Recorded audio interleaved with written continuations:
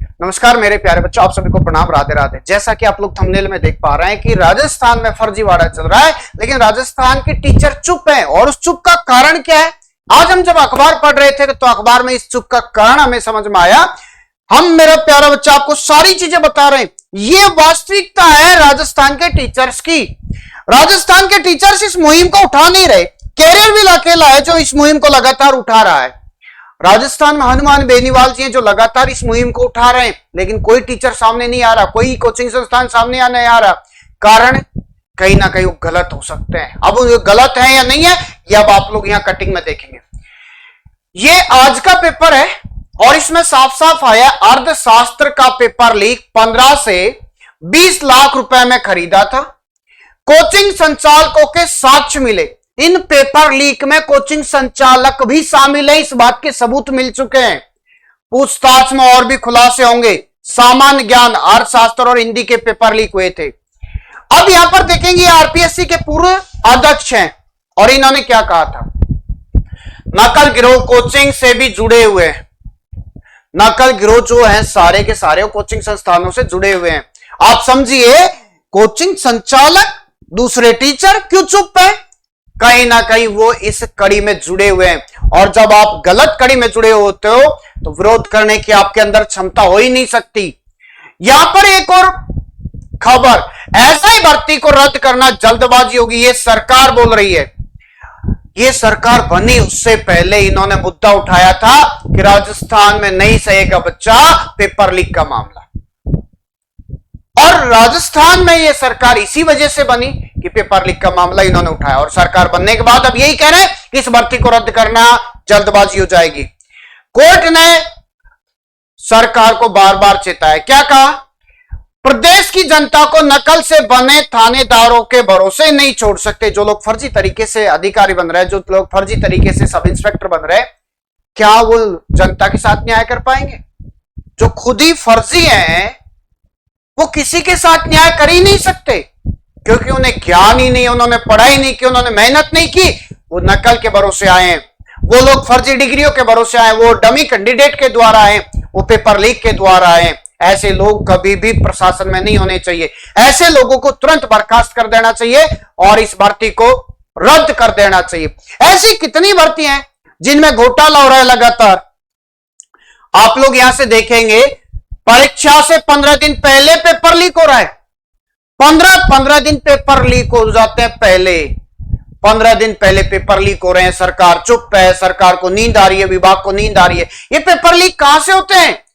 कहीं ना कहीं इसका सरकारी तंत्र इसमें शामिल है। कहीं ना कहीं विभाग के कर्मचारी, विभाग के सदस्य इसमें शामिल होते हैं। अब आप यहां से देखेंगे, ऐसे खुलती गई पेपर की चैन, पेपर लीक की चैन। क्या क्या था? चलती बस में नकल, सुरेश बिश्नोई, सुरेश ढाका। जैसे सुरेश ढाका की पूरी डिटेल को हमने यहां पर पढ़ा तो क्या मिला? सुरेश बिश्नोई को उसके जीजा कोचिंग संचालक सुरेश ढाका ने पेपर बेचने की जिम्मेदारी दी। ये कोचिंग संचालक थे खुद। एक कोचिंग संचालक का नाम है यहां पर, तो कितने कोचिंग संचालक है जो अभी चुप पड़े हैं, जो ऐसे मामलों में शामिल है, लिप्त हैं। आप लोग यहां से देखेंगे, ये बाबूलाल कटारा जी हैं। कौन है ये? आरपीएससी के पूर्व सदस्य हैं। आप लोग उस जिम्मेदारी को नहीं निभा सकते, आपको उस विभाग का सदस्य बनाया, उसकी चाबी आपके हाथों में दी एक भरोसे के नाते, और आपने उस चाबी से पेपरों को बाहर निकालना शुरू कर दिया। आप किसी विभाग के सदस्य और अध्यक्ष बनते हैं तो आपकी जिम्मेदारी ज्यादा हो जाती है, लेकिन आप क्या कर रहे हैं? वहां पर भी चोरबाजी का खेल खेल रहे हैं। आगे जैसे हमने इसमें और खबरों को देखा था, ऐसी कितनी सारी खबरें थी जो बच्चों को निराश करने वाली थी कि पेपर में कौन कौन लोग शामिल हो रहे हैं। सबसे ज्यादा कोचिंग संचालक शामिल हो रहे हैं। लगातार कैरियर बिल आवाज उठा रहा है, लेकिन राजस्थान का कोई भी टीचर, राजस्थान का कोई भी शिक्षण संस्थान इस आवाज को उठा नहीं रहा। क्यों? कहीं ना कहीं आप लोग गलत है। अगर आप लोग गलत नहीं है तो आज ही आइए मैदान में और इन बच्चों की मुहिम को मजबूती दीजिए। अभी कैरियर बिल ने, राकेश सर ने क्या किया? रेलवे के बच्चों के लिए राकेश सर ने एक मुद्दा उठाया, 5 मांगे की। रेल मंत्री ने तुरंत उस बात को एक्सेप्ट किया। क्यों किया? क्योंकि लगभग 20 लाख बच्चों ने ट्वीट किया था। 4 जुलाई को ट्वीट हुआ था, 20 लाख का ट्रेंडिंग फर्स्ट आया था, जहां पर पूरे देश के बड़े बड़े टीचर इस मुहिम में जुड़े थे। जब पूरे देश के टीचर जुड़ सकते हैं तो राजस्थान के टीचर राजस्थान की लड़ाई क्यों नहीं लड़ रहे? यह बहुत बड़ा सवालिया निशान है। और यह सवालिया निशान इस बात का संकेत भी देता है कि यह शिक्षण संस्थान और यह कोचिंग संचालक और यह शिक्षक जगत के जितने भी गुरु हैं, अधिकांश इनमें गलत हैं, जो सिर्फ पेपरबाजी का सौदा करते हैं। ऐसे बहुत सारे शिक्षण संस्थान हैं जिनके टेलीग्राम ग्रुप को अगर देखा जाए तो ये किसी भी पेपर की डेट चेंज होने से पहले बता देते हैं कि पेपर किस डेट को आगे जा रहा है। ये आने वाली भर्ती से पहले बता देते हैं कौन कौन सी भर्ती किस डेट को आ रही है, फॉर्म कब भरा जाएगा। क्या इन्हें भगवान आकर के बता रहा है कि इस तारीख को यह होने वाला है? नहीं, उस विभाग से जुड़ा हुआ तंत्र इनके पास है और उसी तंत्र के जरिए ये लोग पेपर लीक करने में सफल हो पाते हैं। ऐसे बहुत सारे लोग हैं जिनके बहुत सारे पार्टों को अगर चेक किया जाए तो आपको वास्तविकता मिलेगी। इन्हें कैसे पता चलता है कि कोई भर्ती अब इसकी डेट पोस्टपोन्ड होकर के इस तारीख को निश्चित रूप से जाएगी? उसी तारीख को ये 5 दिन पहले बता देते हैं, जबकि विभागीय कोई सूचना नहीं होती है, लेकिन विभाग का एक तंत्र इनके पास काम कर रहा है।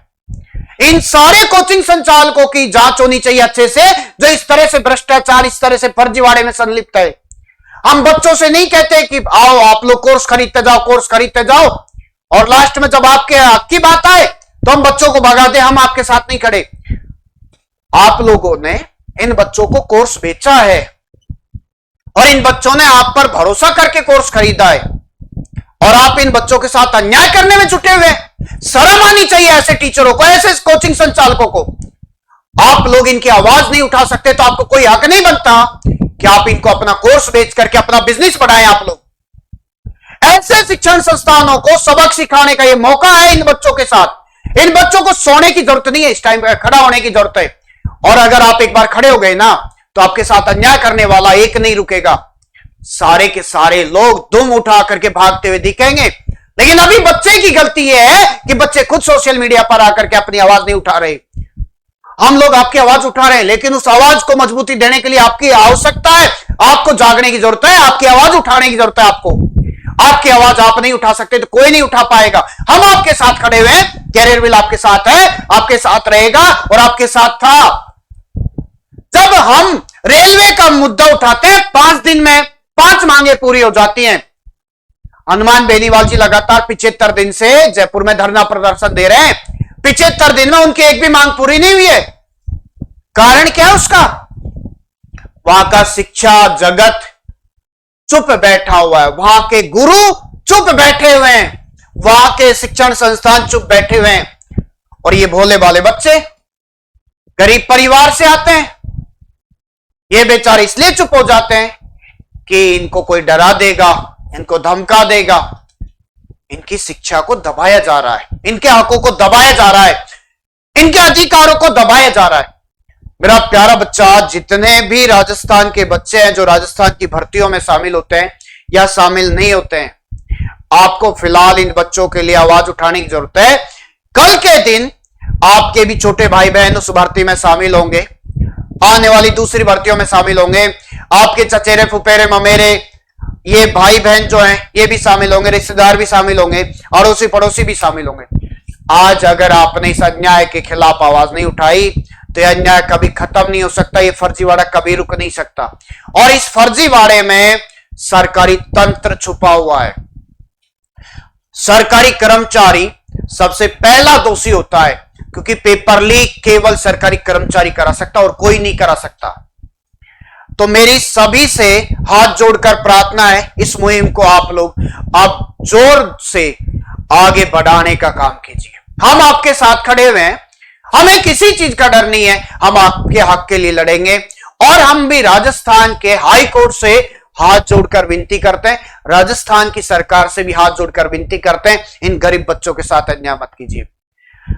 2021 की एसआई भर्ती 859 पदों पर होती है, जिसमें लगभग 55 प्लस फर्जी कर्मचारी जो थे, जो ज्वाइनिंग करने के बाद ऐसा ही बन गए थे, उन्हें गिरफ्तार किया गया। इतनी बड़ी संख्या में आप लोगों ने गिरफ्तार कर लिया, उसके बाद इस भर्ती को रद्द नहीं कर पा रही वहां की सरकार, वहां का विभाग इस मामले में इस मामले में एक्शन नहीं ले पा रहा। भर्ती रद्द हो जानी चाहिए थी अब तक, लेकिन आप लोग डर रहे हैं। आप लोग इसलिए डर रहे हैं क्योंकि अभी भी ऐसे लोग हैं, बहुत सारे लोग मिलेंगे जिनसे आपने पैसा लिया हुआ है और उनको पैसा वापस लौटाना पड़ेगा।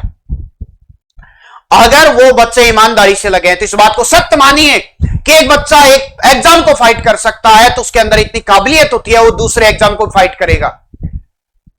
तो 800 बच्चों को आप लोग देख रहे हैं, और एग्जाम के लिए फॉर्म भरा था 8 लोग बच्चे, उनको आप लोग देख नहीं रहे।